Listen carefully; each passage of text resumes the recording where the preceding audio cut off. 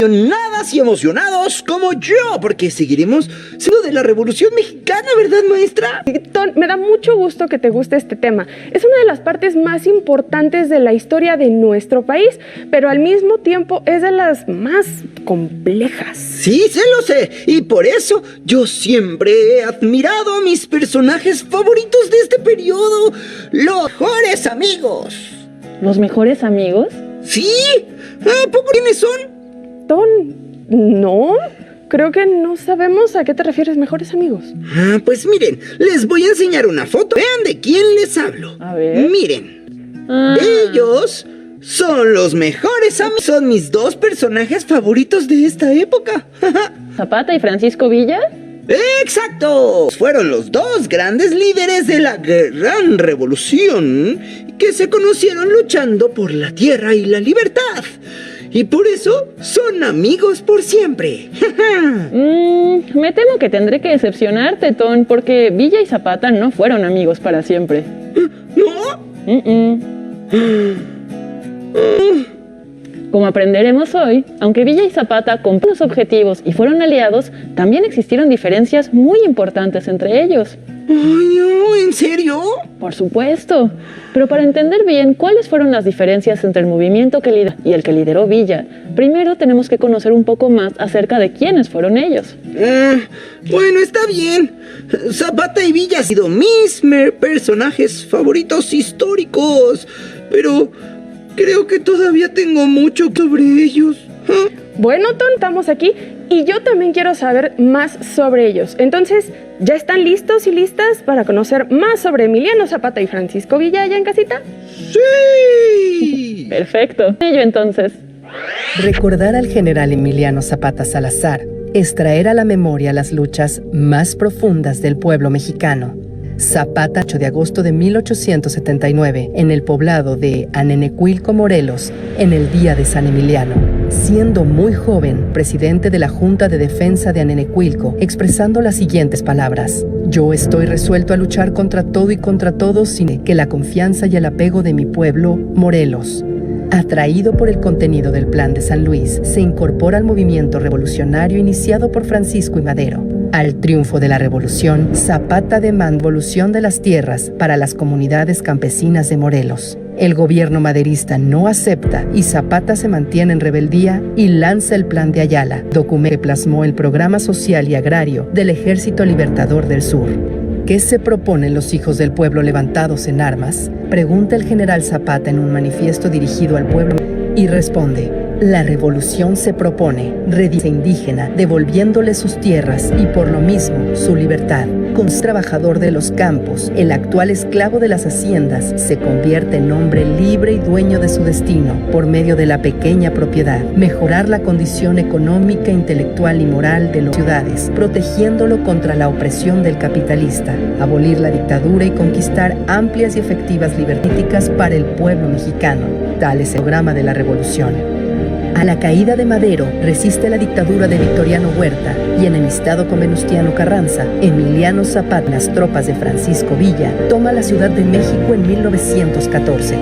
Nunca una revolución campesina estuvo tan cerca de alcanzar el poder en la historia de México. Después, ese sueño se esfumaba.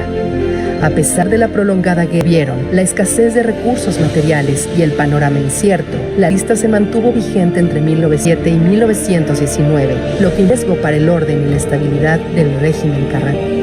Por entonces decía el líder sureño: el primero y más alto de nuestros deberes es corresponder a la confianza que el pueblo mexicano ha depositado en nosotros al encomendar a nuestras armas la defensa de sus libertades y el logro efectivo de sus reivindicaciones. El presidente Venustiano Carranza ordena el asesinato del caudillo de la Revolución Suriana, el 10 de abril de 1919. Terminaba así la vida del caudillo del sur, pero comenzaba a surgir el símbolo de las luchas populares en el siglo XX, ejemplo del líder que nunca claudicó ni aspiró al poder, sino que luchó de verdad por la justicia y la libertad para el pueblo.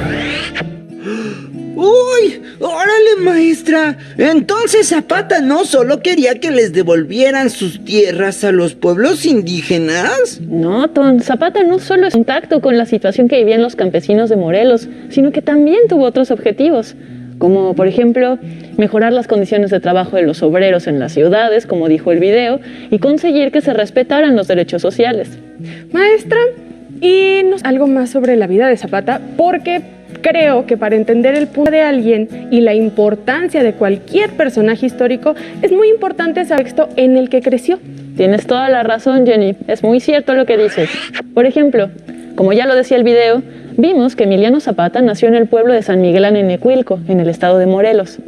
Ahí, desde que Zapata era pequeño, apoyó a su familia trabajando en la ganadería y la agricultura, y esa experiencia como trabajador le permitió ver la frustración que sintió su comunidad cuando le arrebataron una gran cantidad de tierras para entregárselas a una hacienda cercana. Entonces, desde pequeño, ¿Zapata vio los problemas del campo?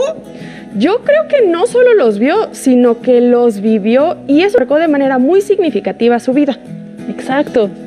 Las situaciones que te tocan vivir marcan tu manera de pensar, y es por eso que es importante entender de dónde viene cada personaje, para así ver su perspectiva y sus ideales. Sí, es verdad. Entonces por eso Zapata siempre fue muy comprometido con el campo. Porque desde pequeño fue testigo de las injusticias que se cometían en su natal Anenecuilco, y por ello se involucró en la defensa de los campesinos de su pueblo desde que era joven. Por ejemplo, cuando Zapata cumplió 29 años, el gobernador de Morelos publicó un decreto relativo al avalúo o revalúo de toda la propiedad raíz que existe en el estado. Y bajo esta ley se terminaba con todas las posibilidades de los campesinos para recuperar tierras que les habían quitado desde los tiempos del porfiriato. Bueno, maestra, pero ¿y eso qué tiene que ver con Zapata? Eso vamos, Ton. El mismo año en que se publicó ese decreto, Zapata fue nombrado el representante de su pueblo y entonces hace puesto de autoridad para luchar en contra de la ley con el fin de recuperar sus tierras. Y Peston no solo fue testigo desde muy pequeño de lo que sucedía en el campo, sino que desde joven lucha por la defensa de los derechos de los pueblos indígenas y campesinos. Bueno, ya voy entendiendo mucho mejor las cosas. Pero ¿cuándo y cómo se conocieron Villa y Zapata? ¿Y por qué dicen que había tantas diferencias entre ellos? Bueno, para definir eso con claridad, para identificarlo con cliente, lo que podemos hacer es recurrir a una de las herramientas más simples y útiles que existen para estos casos. Un cuadro comparativo, como ese. En este cuadro vamos registrando las características más importantes de cada líder revolucionario, así como las del movimiento que dirigieron, para que de esa manera podamos identificar con claridad a los distintos actores de la Revolución Mexicana. Ya que tenemos más información sobre la vida de Emiliano Zapata, ¿qué podríamos colocar en su contexto? Pues, bueno, yo creo que es muy importante su papel en el campo del estado de Morelos. Y además el apoyo a los campesinos, ¿no? Me parece perfecto, Jenny. ¿Me ayudas a poner esta información en el pizarrón? Claro, maestra. Aquí que fue su ubicación. Que aquí está Morelos. Y fue líder campesino. Voy a enderezar este. Perfecto. Ahí está. Súper. Muy bien. Así ya podemos localizar el estado de Morelos en un mapa, ¿no, Ton? Claro, porque Morelos está al sur del país. Muy bien, Ton. Lo recordaste a la perfección. Oigan, pero antes tengo una duda. Importante saber el lugar de donde viene cada personaje. ¿Eso qué importa el lugar? Muy buena pregunta, Ton. Para comprender un proceso histórico, el dónde es tan importante como el cuándo. Tenemos que tomar en cuenta que las que existen en el norte del país, por ejemplo, no son las mismas que en el sur, y que en un estado no se vivía igual que en otro. ¿Te acuerdas sobre las diferencias entre el campo y la ciudad? Ah, sí, claro. Bueno, pues en este caso pasa algo similar. Durante esta época, a cada región del país la afectaban problemas diferentes, así que los movimientos que empezaron a surgir lo hicieron teniendo demandas distintas. Ah, ya lo entiendo mejor. Oiga, maestra, ¿y en las siguientes filas qué podemos poner? Yo creo que debemos anotar qué era lo que buscaba cada uno de los líderes, o sea, identificar las causas y los planes donde plasmaron sus propuestas. Exacto. Ahora, echemos un vistazo al documento que exponía los ideales y las demandas del movimiento zapatista, el Plan de Ayala. Aquí lo tenemos. Jenny, ¿me ayudas a pegarlo en el pizarrón? Claro. Muy bien, entonces ya quedamos que el plan de Ayala plasmaba los ideales de Zapata. ¿Todo bien, Ton? Como que te noto medio pensativo. Bueno, es que la verdad es que no sé qué decía el plan de Ayala. Ay, Ton, cuando te pase eso, más vale preguntar. Recuerda que es más fácil preguntar que quedarse con la duda. Claro, el plan de Ayala, Ton, era muy directo.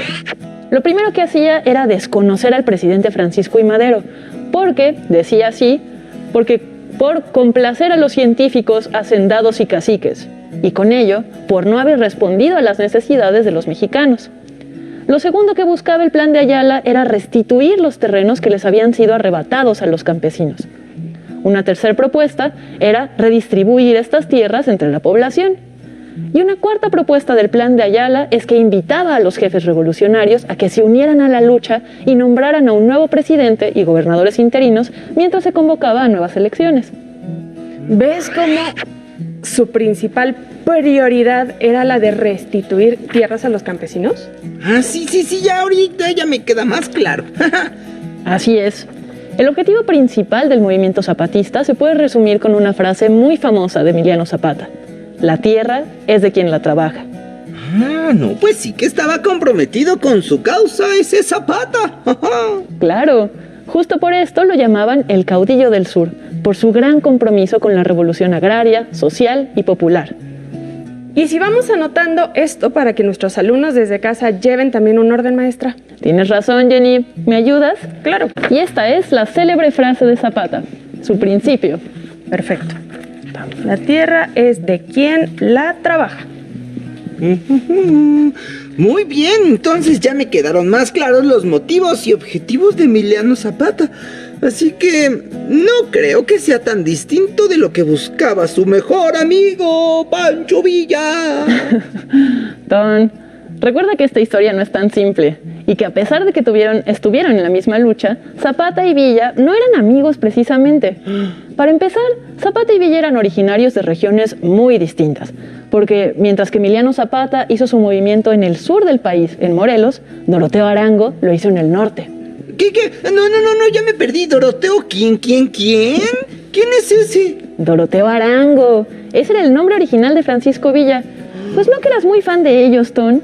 Ah, bueno, sí, pero... Es broma, Ton. ¿Qué te parece si vemos un video breve para ir conociendo más sobre este personaje? Sí.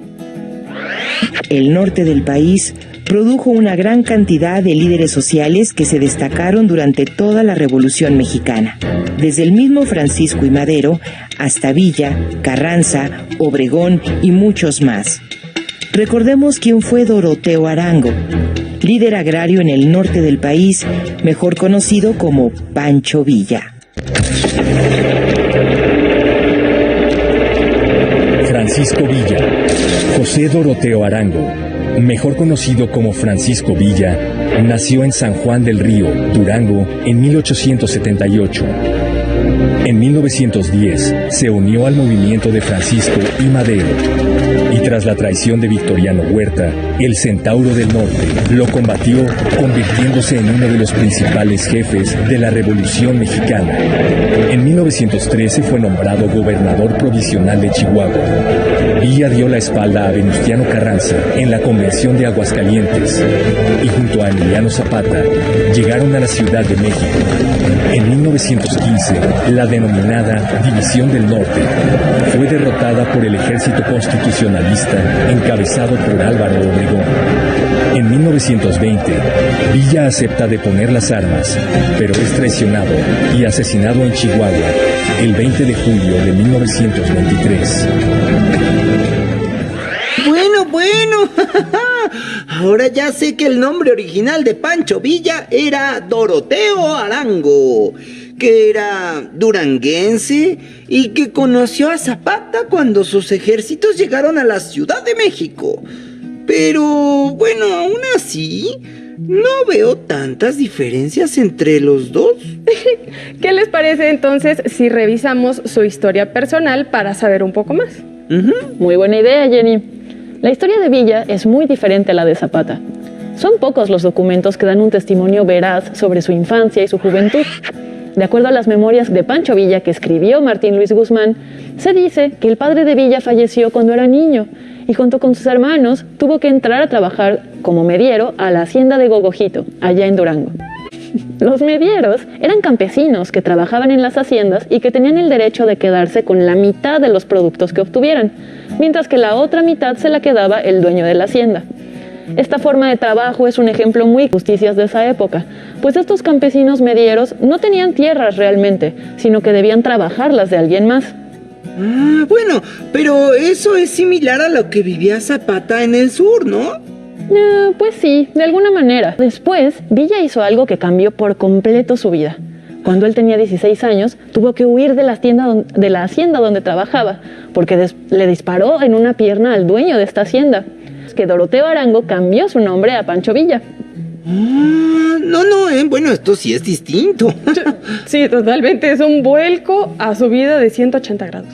Así. A Francisco Villa no solamente le tocaron vivir muchas injusticias del porfiriato, sino que en los años que vendrían después de que huyó de la hacienda serían muy duros para él, porque para sobrevivir se tuvo que dedicar al bandidaje. Oh, ¿entonces se hizo bandido? Como los bandidos que asaltaban los caminos en el siglo X. Esos que vimos en una clase del bloque pasado, ¿se acuerda, maestra? ¿A poco Pancho Villa era como ellos? Pero esto no duró mucho, porque después decidió abandonar esta vida. En 1910, por ejemplo, se unió al movimiento de Madero, donde poco a poco fue ganando conocimiento como líder militar gracias a sus numerosas victorias. Oh, yo he escuchado que Pancho Villa aprovechó todo lo que había aprendido como bandido para utilizarlo en las batallas militares. Es lo que dicen. Villa llegó a destacarse tanto en las batallas y a obtener reconocimiento comprometido con las causas de la revolución que la gente lo apodó el Centauro del Norte. Oiga, maestra, ¿y podemos anotar eso en nuestro cuadro comparativo antes de que se nos olvide? Muy buena iniciativa, Ton. ¿Qué crees que da contexto? Yo creo que podríamos poner algo así como líder agrario y militar. Perfecto. Porque no solo fue un guía para el movimiento de los campesinos del norte, sino que también fue reconocido por su gran capacidad para ejércitos armados, ¿no es cierto? Me parece excelente idea. Si quiere, pásemelo, maestra, yo lo pongo y ponemos de una vez lo de Durango. Pongamos primero que fue un líder agrario y militar. Ok, entonces en el segundo. ¿Y te acuerdas, Tos, que era Villa? Sí, de Durango. Muy bien, Ton. Hoy veo que estás aprendiendo mucho. Jenny, tenías razón. ¿Me ayudas a poner Durango? Es que me emociona, maestra, y me quiero adelantar. Ya sé, déjame darte el mapa. Pego uno por acá.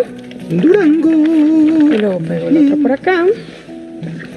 Y ahí tenemos de dónde era el Centauro del Norte. Maestra, pero yo tengo una duda, porque la verdad es que todavía no me queda del todo claro la diferencia entre lo que ellos querían, entre los dos, Bueno, entre Villa y Zapata. Pues qué bueno que lo notas, Ton, porque preciso hablar de esto ahora. A ver, para conocer los ideales de Villa, podemos consultar su Ley General Agraria, que publicó en el año de 1915. Ay, ¿qué decía la ley, maestra? Era un proyecto para dividir y repartir los grandes terrenos entre toda la población. Eso suena muy parecido a lo que buscaba Emiliano Zapata, ¿no? Sí. Así es, pero, a ver, la diferencia era que Villa creía que las tierras debían repartirse entre propietarios individuales. En cambio, Zapata creía que las tierras debían restituirse a las comunidades, es decir, entre propietarios, algo así como grandes equipos. Ay, entonces hay que ir poniendo todo eso en nuestra tabla para poder recordarlo. Por supuesto que sí, Ton, que la Ley General Agraria servía para repartir las tierras entre los propietarios individuales. Ok, esto es lo que buscaba. Perfecto.